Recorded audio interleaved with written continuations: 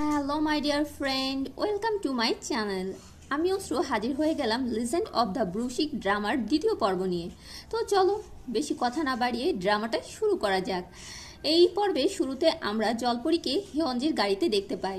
গাড়িতেও জলপরীটি অদ্ভুত আচরণ করছিল। তো হিয়ঞ্জি এখানে তার বাসার অ্যাড্রেস, বন্ধু বান্ধবের বিষয়ে জিজ্ঞাসা করে, কিন্তু জলপরীটি কিছুই বলে না। তাই হিয়ঞ্জি তার সাথে জলপরীকে হোটেলে নিয়ে আসে, যেখানে সে থাকছিল। এরপর হিয়ঞ্জি যখন শাওয়ার নিচ্ছিল তখন জলপরীটি বারবার লাইট অন অফ করছিল। এই কারণে বিরক্ত হয়ে হিয়ঞ্জি তার কাছে আসে আর তাকে বোঝানোর চেষ্টা করে, কিন্তু জলপরীটি এখানে হাসতে থাকে। তখন হিয়ঞ্জি বলে, তুমি ভুল কিছু ভেবো না, আমি কোনো খারাপ উদ্দেশ্যে তোমাকে এখানে নিয়ে আসিনি। তুমি একা ছিলে তাই আমি তোমাকে নিয়ে এসেছি। এরপর সিন চেঞ্জ হয়, আমরা একটি মেয়েকে দেখতে পাই, এর নাম চাষিয়া। তো চাষিয়া এখানে হিয়ঞ্জিকে কল দেয়, কিন্তু হিয়ঞ্জি কল রিসিভ করে না। তারপর তার ভাবি তাকে বলে, এটা কি ওই ছেলে না যে তোমার সাথে ইনস্টিটিউটে পড়তো আর তোমাকে ইগনোর করতো? চাষিয়া তার ভাবির কথায় রেগে এখান থেকে চলে যায়। তো এরপর ওই বাড়িতে থাকা কাজের মহিলা চাষিয়ার ভাবিকে বলে, আমার ছেলেও এই একই ইনস্টিটিউটে পড়তো, কিন্তু ভাবির এখানে মেয়েদের বলা কথা বিশ্বাস হয় না, তাই সে সেখান থেকে চলে যায়। এরপর আমরা ওই বিজনেস ওমেনকে দেখতে পাই, যাকে কিনা হিয়ঞ্জি আর তার ফ্রেন্ডরা মিলে ঠকিয়েছিল। তাই সে এখানে অনেক বেশি রেগেছিল, কেননা তাদের কারণে সে বদনাম হয়ে গিয়েছিল। তাই সে হিয়ঞ্জি ও তার ফ্রেন্ডদেরকে যত দ্রুত সম্ভব ধরতে চাইছিল। এরপর আবারও সিন চেঞ্জ হয়, আমরা দেখতে পাই হিয়ঞ্জি হোটেলে বসে ল্যাপটপ দেখছিল। তখনই জলপরীটি আচমকা তার কাছে এসে ল্যাপটপটি নিয়ে নেয়।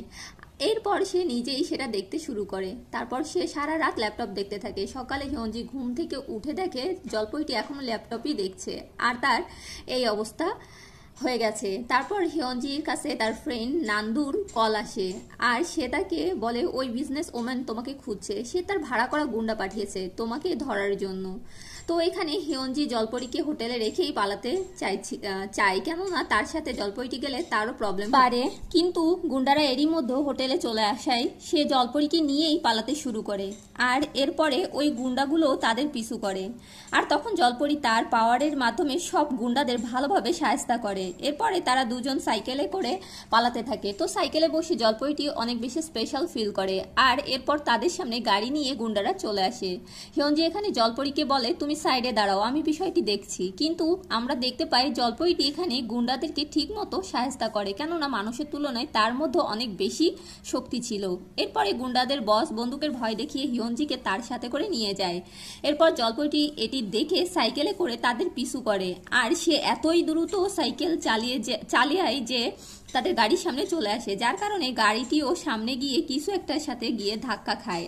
আর এরই মাধ্যমে জলপরী হিয়ঞ্জিকে নিয়ে তার সাইকেলে করে পালাতে চেষ্টা করে। হিয়ঞ্জি তার সাইকেলের পেছনে দাঁড়িয়ে থাকে আর সে সাইকেলে চালিয়ে একটি মেস গার্ডেনে চলে আসে। এখানেও তাদের পিছু ছাড়ে না। জলপরী এখানেও গুন্ডাগুলোকে আচ্ছা করে ধোলাই দেয় আর ম্যাস গার্ডেন থেকে বের হয়ে আসে। হিয়ঞ্জি জলপরীকে বলে, তুমি এত সব কিছু কিভাবে করে নাও?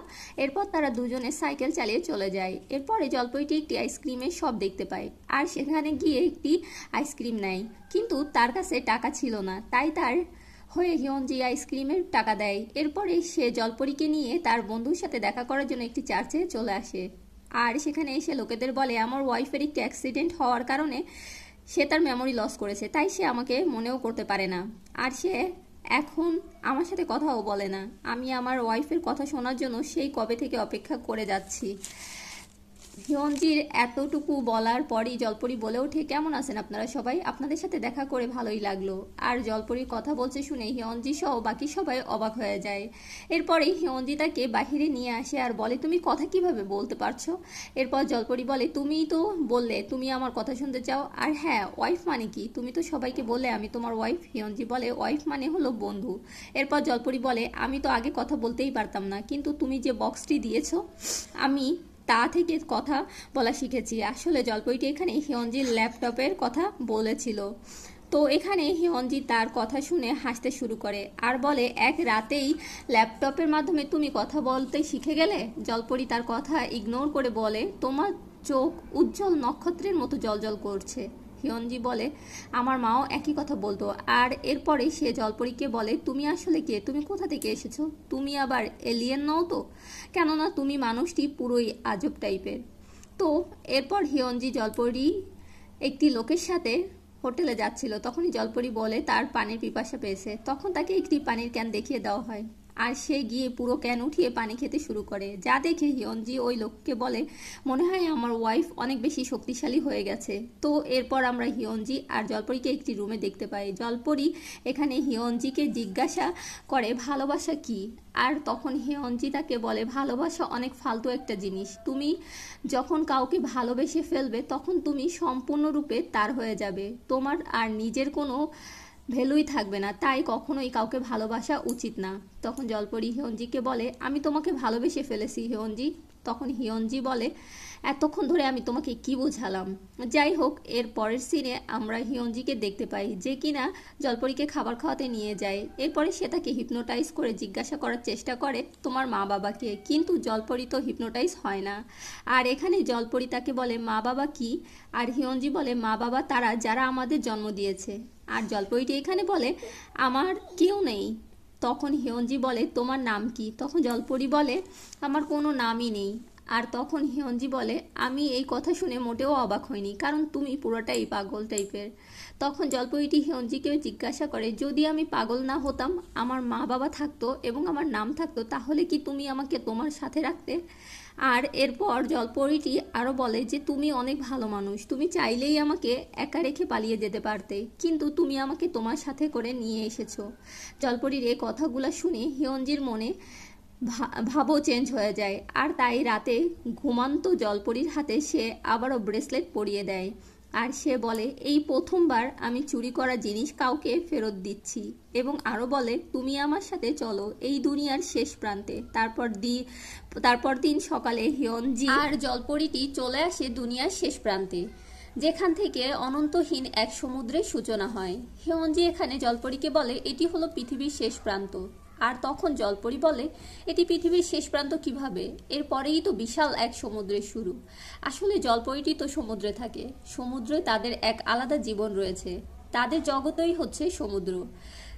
আর তাই সে হিয়নজির বলা কথাই একমত না। আর তখনই আমরা দেখতে পাই এখানে গুন্ডারা চলে আসে, আর এখানে তারা দুজনই গুন্ডাদের কাছ থেকে পালাতে পালাতে এখানে চলে আসে। গুন্ডাদের বস এখানে বন্দুক ধরে রাখে, আর হিয়নজিও এখানে হার মেনে নেয়। আর সে গুন্ডাদের বলে আমি একাই চুরি করেছি, এই মেয়েটির কোনো দোষ নেই, আর সে তো আমার চুরি করার বিষয় কিছু জানেই না। এরপরে সে জলপরিটিকে বলে তুমি এখান থেকে চলে যাও, কিন্তু জলপরিটি সেখান থেকে না গিয়ে উল্টা হিয়নজিকে বলে আমি না তোমার ওয়াইফ। তো এরপরে সে হিয়নজিকে বলে চলো আমরা দুজনে সমুদ্রে ঝাঁপ দেই। তখন হিয়নজি বলে তুমি পাগল হয়ে গেছো নাকি, আমি এখানে যদি ঝাঁপ দেই নির্ঘাত মারা পড়বো, এর থেকে তো আমি এই গুন্ডাদের বন্দুকের গুলি খেয়ে মারা যেতে পছন্দ করব। কিন্তু হিয়নজির কথা শেষ হওয়ার আগেই জলপরিটি হিয়নজিকে নিয়ে সমুদ্রে ঝাঁপ দেয়। এরপরে জলপরিটির তেল চলে আসে, আর হিয়নজি এখানে সব কিছু বুঝতে পারে যে এই মেয়েটি তো আসলে এক জলপরি। সে তো এরপরে এই জলপরিটি হিয়নজিকে কিস করে। আর এখানেই আমাদের আজকের এপিসোড শেষ হলো।